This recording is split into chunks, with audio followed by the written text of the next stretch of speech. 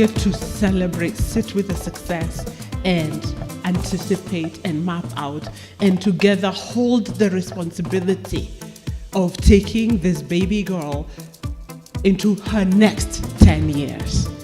So you are all here because one way or another, you are a friend of award, you are a part of the award team, you are a part of the award family, and because you believe, I am hoping, in the power of women in science and the power of women in agriculture. So it has been said here, previously elsewhere, that over the last 10 years plus, Award has been working very hard with individual women identified to show promise, helping them on soft skills, specifically on leadership, on hard skills in science, and giving them a dose of confidence.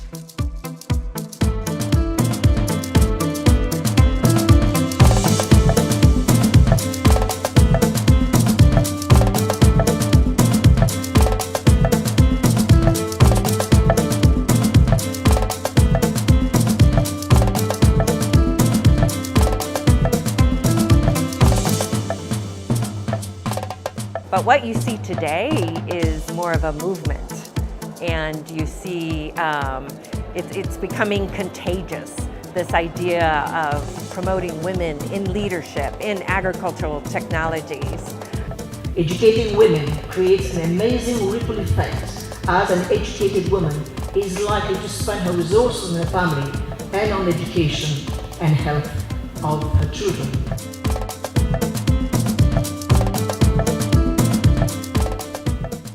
When I received the invitation from Wanjiru to participate in the 10th anniversary of Award, I had two immediate reactions. The first was, it's only 10 years?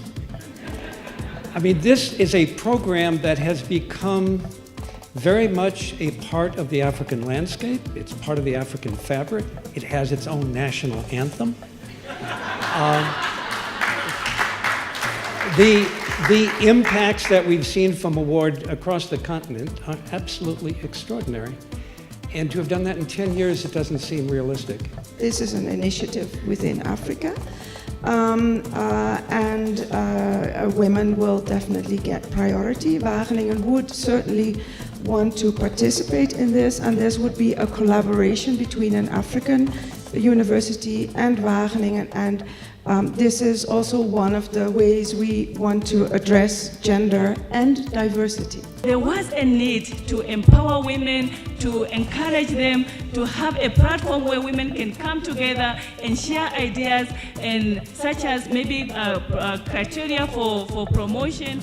We need to send the elevator back, because there is no joy in being the only woman at the top. There is no joy. We need to keep sending that elevator back open, so that as many can get in as possible. But when the woman gets married, the life changes completely. So again, how do we provide a supporting environment that can allow the girl child to in fact be present? Despite all those wrinkles, despite the wrinkles on the landscape, things are happening. But more importantly, the diagnosis is in our hands and our brains, so we don't need more diagnosis. We actually just need treatment. Yeah. So the question is, to what extent are we going to be creative enough in making sure that the diagnosis is accurate, and also that the treatment is appropriate? Award is an example of a Pan-African initiative to support women in science, because we know the importance of networking. We know the importance of people from Zambia mixing with people from Namibia, mixing with people from Benin and Togo, and not just going to Canada or Europe for studies. So at IDRC in Canada supports the African Institute for Mathematical Sciences, because if you look at the STEM fields, mathematics is an area where we don't have enough women. So there's a couple, just 2 or 3 things that I appreciate about the African Institute for Mathematical Sciences. One, they've graduated over 1,700 students with masters, and as far as numbers, 1/3 of them, or 31%, are women. We need something in place in our institutions. I believe that would be really wonderful. When I look back at when I was dean, it wasn't an institutional thing, but we were only 2 PhDs in our school who were females out of a group of 12. By now, because I encouraged all of them, but that was not institutionalized, encouraged all of them to register for PhD and go for PhD, and they've all completed, and some of them have now even gone to higher levels in management. So this is a very good idea. What do we reward for power? And classically, power is not defined by those who bring up others. Power is not defined by those who enable. And to dream up an approach to leadership that is that of the power to empower others. No longer revolutionary to think today about putting women at the center of what we're doing. Thank you so much. I don't know what to say. I mean, totally caught by surprise. Thank you so much for the great honor.